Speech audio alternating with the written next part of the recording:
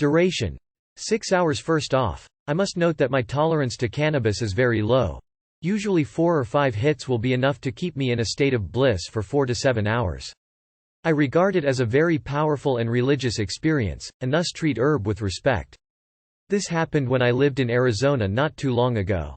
I was walking around the mesa behind my house at about an hour before sundown, enjoying the view of the earth and open sky. Before I headed home, I decided to smoke a joint I had with me. Sitting cross-legged in a sandy wash, I smoked most of the joint before deciding to head home. After the intense sensory strobing started, I noticed the small, fine details around me, all the tiny wonders that we usually overlook. The feel of the fine sand, the crisp purity of the desert air, the simple pleasure of watching a lizard dart among the rocks. I had just read the Tao Te Ching, and reflected on the wisdom of the sages in urging us to be more appreciative of the little joys in life. As I walked back down the dirt road that went near my house, the sun setting behind the mesa created a gorgeous mix of red, purple and orange, whose richness I found to be very peaceful. I reflected on the myriad beauty of nature. The small desert plants all around seemed more alive than I had noticed before, and I could hear dogs barking in the distance. I stretched and moved my body in various directions, marveling at the complexity of the human body. To think that mere electrical impulses from the brain could dictate the actions of this vessel. I began to think of the soul, how we fit in with the cosmic scheme of things. I contemplated God, who could surely not be a physical entity. If so, it would be bound by some laws and forces. I thought of what we know as God to be some universal concentration of incomprehensible energy, directing all things from the scurrying of an ant to the slow, majestic wheeling of galaxies.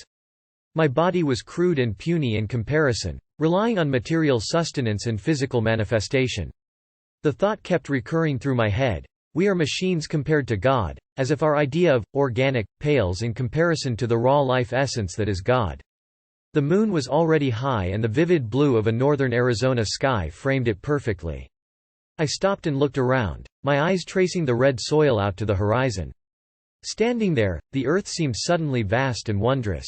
I could feel through my boots how solid and eternal was the skin of our mother, how truly great she was.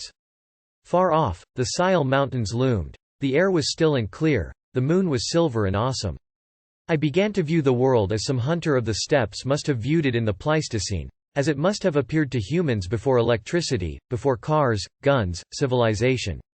All the long centuries of human existence are but a tiny blip in the life of the earth and the sky, which shelter us and whose songs we have forgotten in our modern dedication to money, convenience and noise.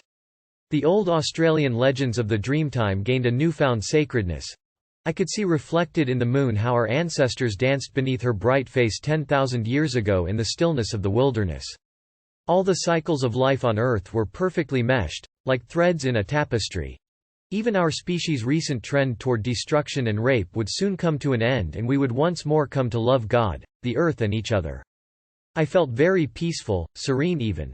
I suspect that if a pair of coyotes had come upon me and decided to rip me to shreds, I would have offered my nourishing body to them, for truly, what is death but a change in worlds, in planes of awareness?